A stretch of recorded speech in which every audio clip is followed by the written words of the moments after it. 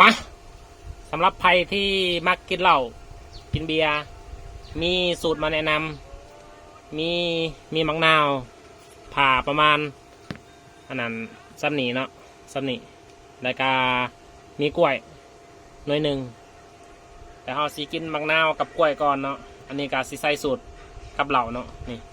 สีกินแบบว่ากินง่ายเกินง่ายเหล้าเนาะทันในแกะนี่ทันในแกะนะเดี๋ยวเราสิเอามะนาวก่อนเนาะแล้วก็ใส่กล้วยเป็นน้ำดังเนาะ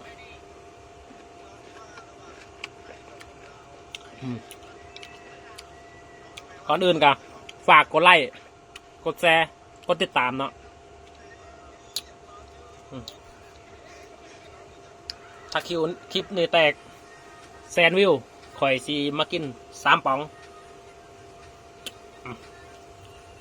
เอากล้วยก่อนเนาะ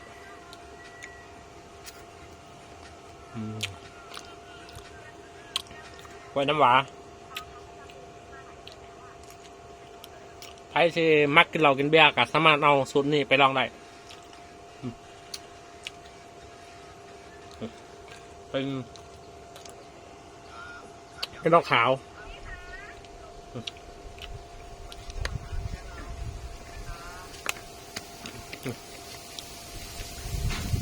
ไว้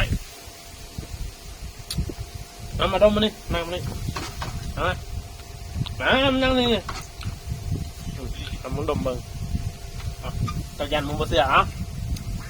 ของแท้นี่ เอาก่อนวะสักหน่อยเอาวะเห็นไหมเดี๋ยวมาเบิ้งกันเลยว่า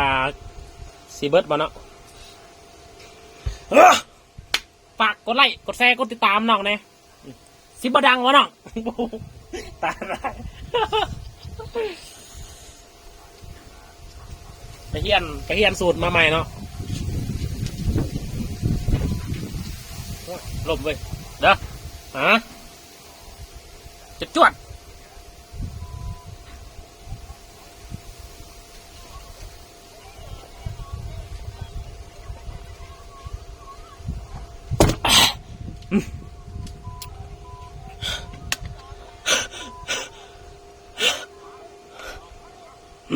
เห็นบอกพี่น้องบอกเป็นยังกินไงฝากกดไลค์กดแชร์กดติดตามเก่งไร